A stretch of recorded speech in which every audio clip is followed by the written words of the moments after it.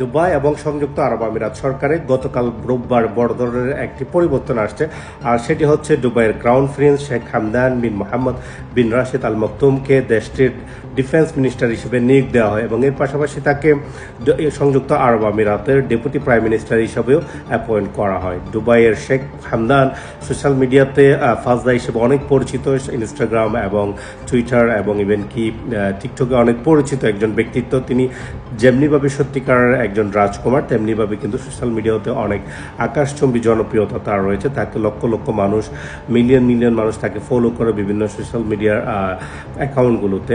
So আমরা তার জন্য শুভকামনা, আমরা সবাই তার জন্য দোয়া করি এবং আমরা আশা করতেছি তিনি এই যাবৎ যেভাবে তার দক্ষতার সহিত, সাহসিকতার সহিত, আন্তরিকতার সহিত তার দায়িত্বগুলো পালন করেছেন এবং ভবিষ্যতে সেটা পালন করবেন এবং তার দেশ, প্রিয় দেশটাকে সে আরও এগিয়ে নিয়ে যাবেন সামনের দিকে। এবং আমরা যারা প্রবাসী আছি আমাদের জন্য উনি অনেক পদক্ষেপ নেবেন ইনশাআল্লাহ। প্রবাসী মিনস যারা এই দেশের রেসিডেন্স আছে, ভিসাদারি যারা রেসিডেন্স আছে, বসবাসরত আছেন বিভিন্ন দেশের মানুষ, তাদের জন্য উনি আরও ফার্দার স্টেপ গ্রহণ করবেন ইনশাআল্লাহ।